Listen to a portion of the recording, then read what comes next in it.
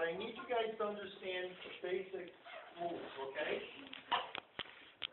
If, and I'm talking to all you little girls, because most of you little boys, like this guy here, he's got nothing to grab, okay? I could get a little bit here, but that's not enough to do anything. You can get maybe a little bit more here. Yeah, I could do a good job on that, okay? I could do a real good job here. Dad, check this out. I could do a real good job here, okay? But the truth is, if someone's going to grab your hair, 9 times out of 10, they're not going to be grabbing a little boy's hair. They're going to be grabbing a little girl's hair. Okay? Now, you remember the rules, don't you? If I go this way, where do you do? You go that way, right? Okay. Now, I have to do this with everyone I do this to because I expect them to go with me instead of fighting. I don't want them to get hurt in the demonstration. Okay? Truth is, someone grabs you by the hair. There are 4 or 5 steps to getting out of it.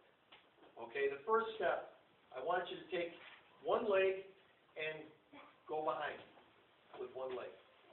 Second step, I want you to take one hand, put it on top of my hand. Right there.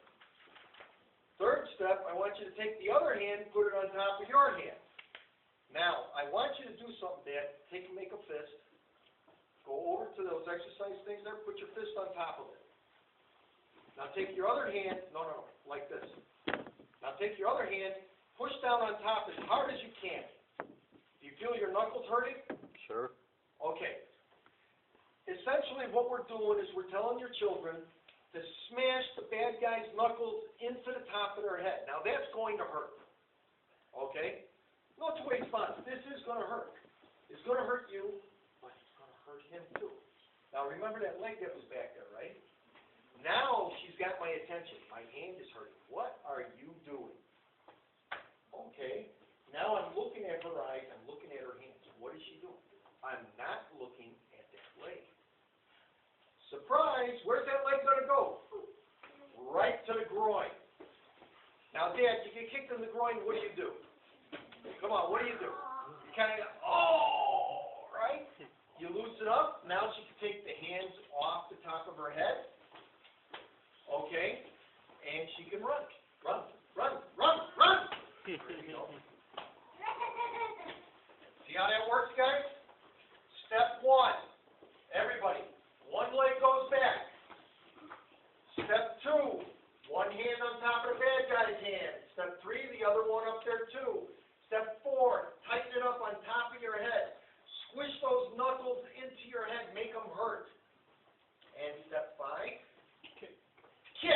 And then you strip those hands off your head and run. Okay? Now we're going to get into some fun stuff here. I'm going to teach you something that most people still, a lot of you guys still don't fully understand. And I'll bet Dad over here, both you guys, don't get that. So let's see, which one do you think you're the strongest one out of the two? He is? Okay, come here. Don't worry. Bad guy grabs you by both wrists. Grab both wrists as tight as you can. Come on. You're a tough guy. Come on. Yeah. And I'm serious. As much as you can.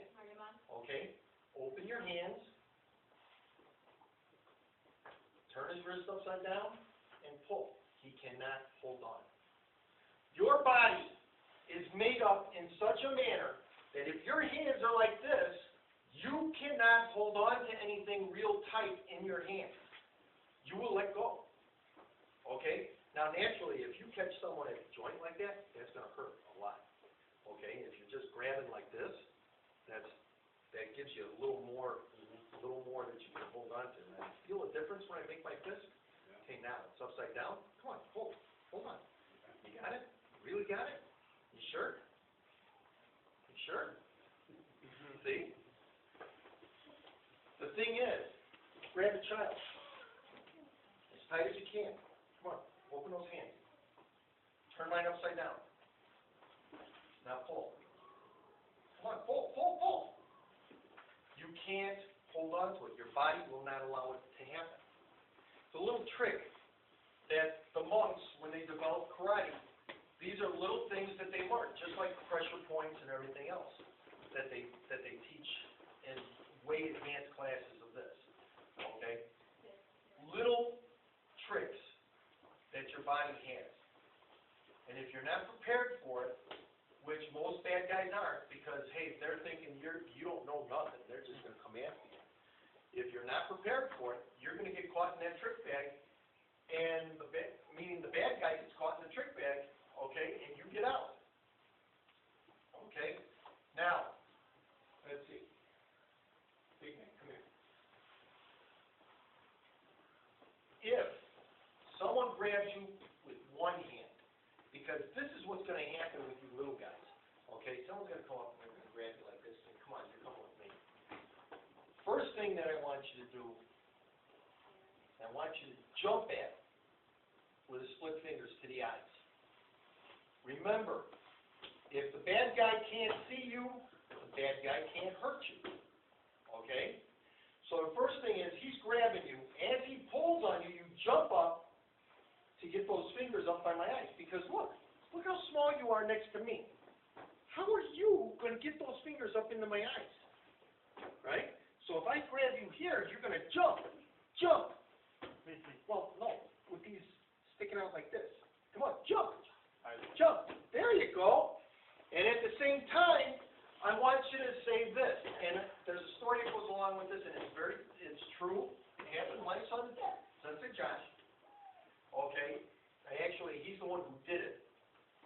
But it's very true. And if you really keep your ears open when you're in the store, you'll find out how true it really is. Okay? Sensei Josh is now 21. All right? Give you an idea how long ago it was. He was about 3 years old. His mother had him in the store. And he was doing the typical thing a 3-year-old does. He's tired, cranky, has a temper tantrum. He wants what he wants, when he wants it, and now. Right? Well, she got tired of it, and she said, that's it. Grabs her purse, left everything in the cart, picked him up, goes to leave. He's kicking and screaming, help me, help me, help me. Guess what? Nobody stopped him. Nobody wants to go out the store. Nobody wants to go to the car. Nobody wrote down the driver's license or the license plate number of the car. Nobody did anything to question her. Why? They figured it was just a temper tantrum. That was it. Okay? Now, if you were in that store and you saw that, you would have thought the same thing, right? Yeah. Go ahead. Okay. Now, always got to ruin it. Got to ruin my fun. I can see why you got this up. Okay. Here we go. If you hear this, no, leave me alone, you're not my mom. Now what are you going to think as an adult? You're going to think something's wrong, right? Now, I'm not saying you're going to go up and confront that person, but what I am saying is as an adult, you're going to see it, you're going to think and say, you know what, something might be wrong. Maybe I'm going to get someone who works here. And they may have, we could keep an eye on it or call the police or do something because this doesn't look right. Or you might just make a mental note of it, and if you hear of something, then you say, oh yeah, I saw that person with this little boy, and he was yelling this, but I didn't really think too much at the time. Okay? But you will make a mental note of it. So what we want you guys to do is remember this phrase. I call it the phrase that pays. Okay? The reason it pays is because if you forget it, and if you don't say it, you could be the loser. All right? Instead of a winner. So remember this. No. Leave me alone. You're not my mom. Or if it's a man, you're not my dad. Everybody got that? Let's say it.